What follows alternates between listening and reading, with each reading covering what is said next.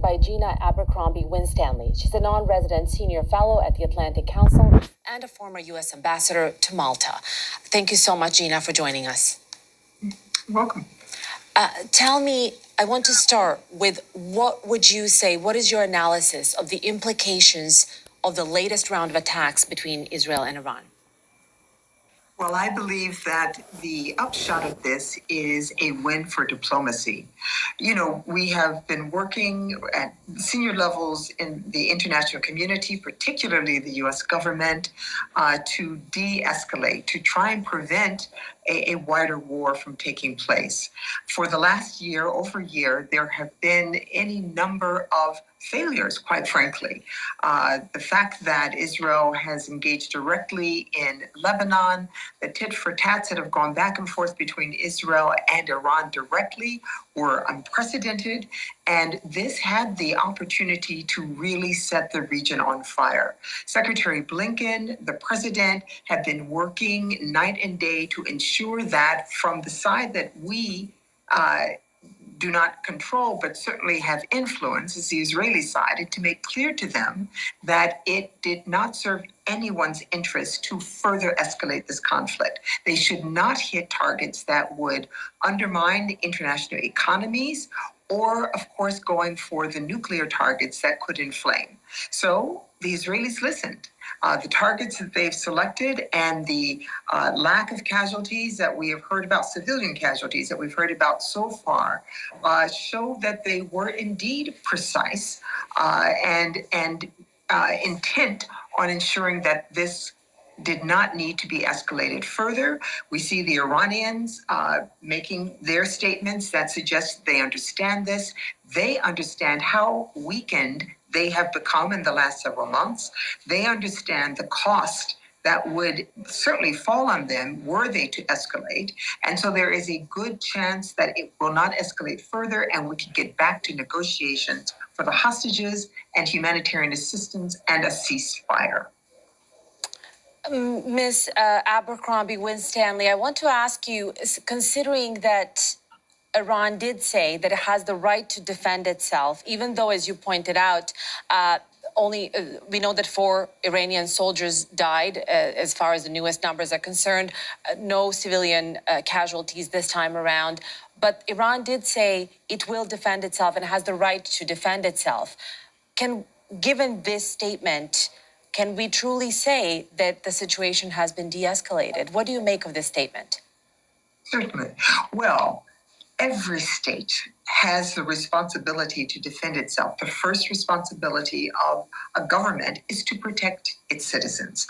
We saw that in the Israeli failure last year, October 7th, when Hamas carried out its heinous attack against Israeli civilians.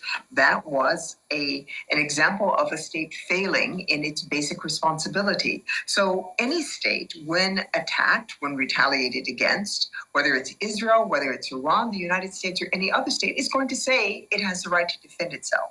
But there are costs to that, and there are ways of doing that. And certainly when attacks or conflicts begin, diplomacy is the best way of resolving them.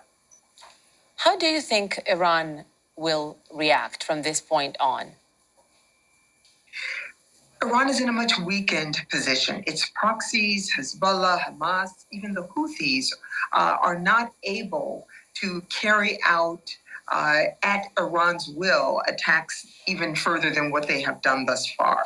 Hamas has been decimated. Hezbollah leadership has been largely wiped out. They will both have to rebuild.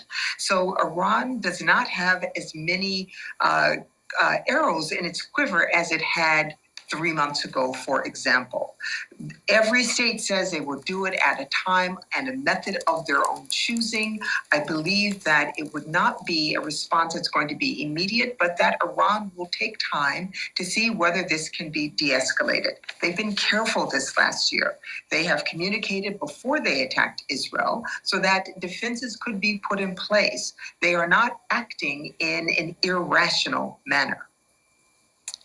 Let's talk about the current conflicts that Israel is involved in. Of course, this shadow war that has been happening between Israel and Iran for decades is now not in the shadows anymore. There have been exchanges of missiles and rocket fire between the two.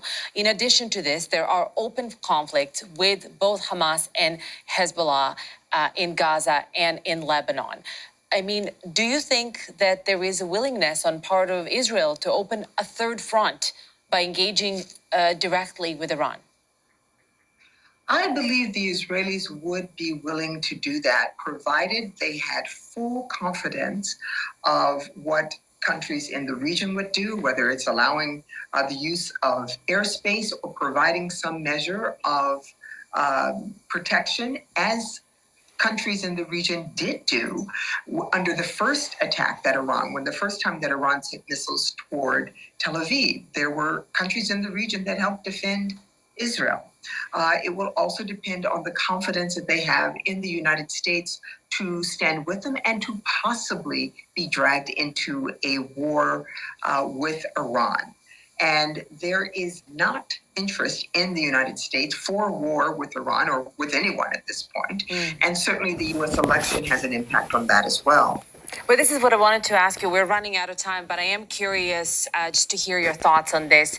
The U.S. politics is at such a key point right now. We're talking about less than 2 weeks to the election day. What do you think is going through Joe Biden's mind right now and happening with the U.S. administration when they see this exchange of fire? Sure. Well, I believe the president is likely satisfied that his counsel was listened to by the Israelis. What has happened today is not something that would tilt the election one way or the other. And I think that is what the U.S. administration was hoping for. Gina, thank you so much for your time and your analysis. Really appreciate it. My pleasure. Gina Abercrombie-Winstanley is a non-resident senior fellow at the Atlantic Council and a former U.S. ambassador to Malta.